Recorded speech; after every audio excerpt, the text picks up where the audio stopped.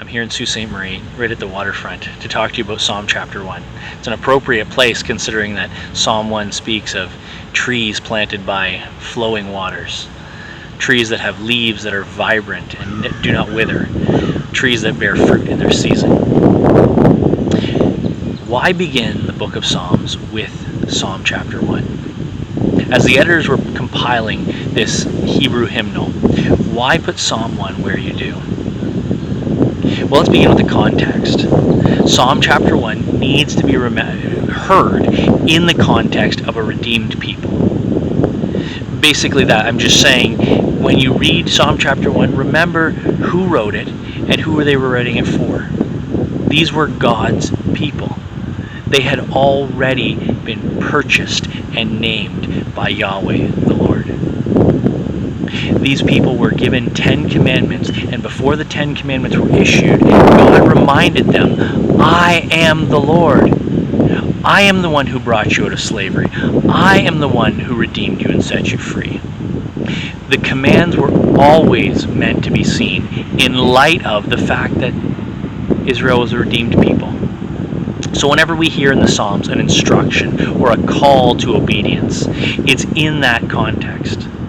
We are always responding to God, a God who loves us, a God who is setting us free. We are always responding to what He has already done for us. In fact, there are a number of Psalms that reflect that reality explicitly.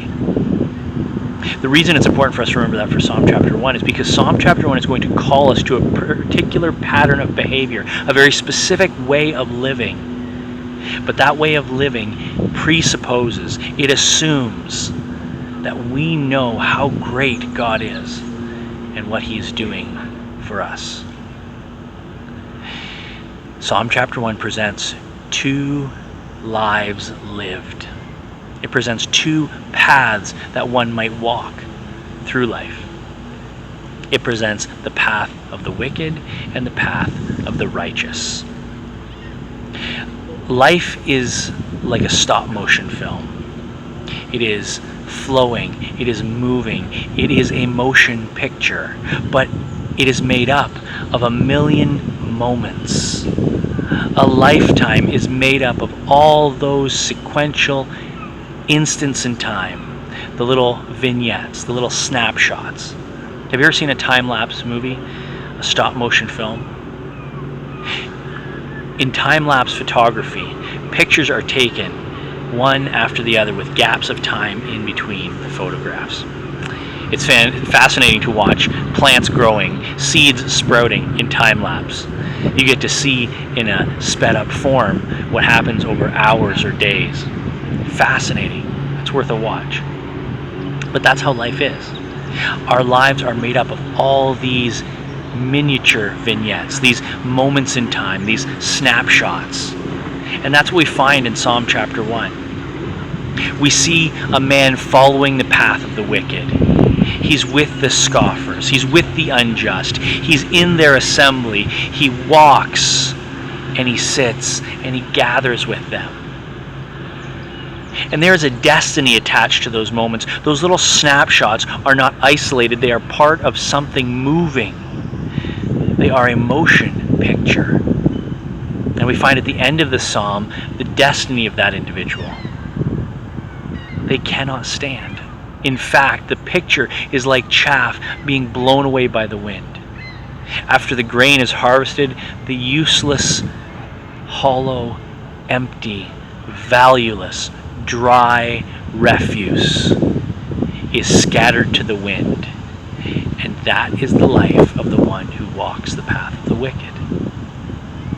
On the other hand, there's the righteous person. He delights in the law of the Lord. She meditates on it day and night. And because the law of the Lord is her delight, because he meditates day and night, he becomes like a tree planted by the waters. You see, in those snapshots, what we find is an individual whose life is in motion towards a thriving and flourishing, a fruit-bearing reality. So what does that person look like? That person is the one who gets up in the morning and with their cup of coffee in hand sits down with the law of the Lord, who reads the scriptures because they delight in them. They can't wait to hear from God. Maybe some mornings they wake up and they're not as enthusiastic, but you know what? They open the Bible and that cup of tea clenched between their fists, they open it up and they read and they say, God, I'm not really thrilled about this, but I know I need it. They go about their day, going off to work, and the law of the Lord that they have meditated on in the morning stays with them.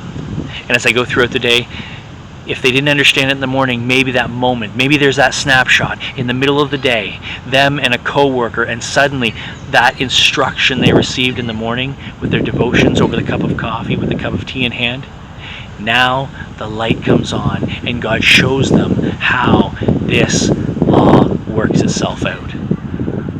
They see the goodness of God, even in the hard things.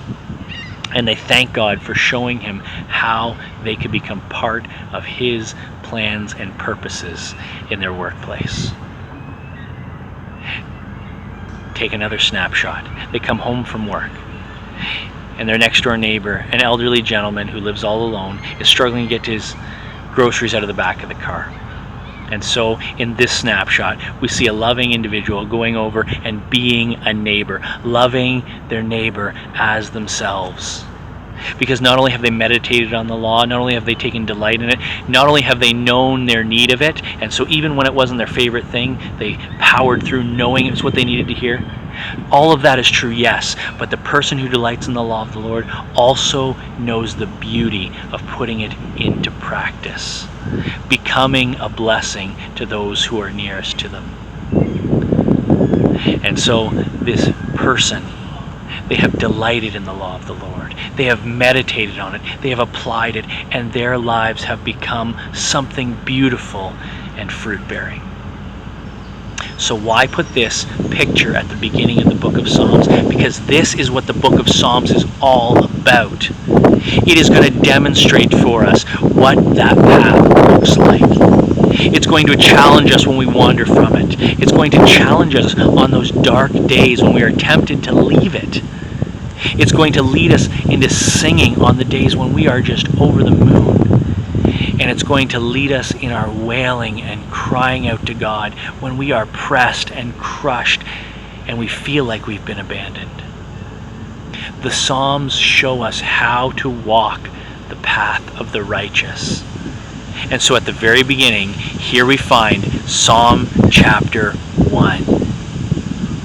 Which way will you choose? Whatever you do with your moments, be sure of this: you are going somewhere. Do you want to be sure that you become like the tree planted by the streams of water? Here's one very important thing we must always keep in mind. In every snapshot, in every vignette, in every still frame that makes up your motion picture, the motion picture of your life, there should be a very familiar face just behind you and to the left. It should be Jesus. Jesus said, I am the vine and you are the branches. Apart from me, he says, you can do nothing. And so in every snapshot, in every vignette, make sure his face is behind you and to the left. He knows what it is to suffer, and he longs to suffer with you, to show you the beauty of his grace in the midst of that suffering. He knows what it is to know joy. He celebrated with the weddings and the parties, the family events. He knows what it is to struggle, to pray that the Spirit gives strength in those times of difficulty, when he was facing challenges. And trust me, Jesus faced what you and I can only imagine. Jesus knows what it means to be sad, to be happy, to be angry, to be frustrated. He became like us so that he could identify with us. Which means in every single freeze frame of your life, he is there, longing to give you what you need. That is how we walk the path of the righteous. We follow in his footsteps. choose. I pray wherever you are, whatever you're going through, the Psalms will become a resource to you. That's what they're here for. They're here to help us walk the path well. God bless.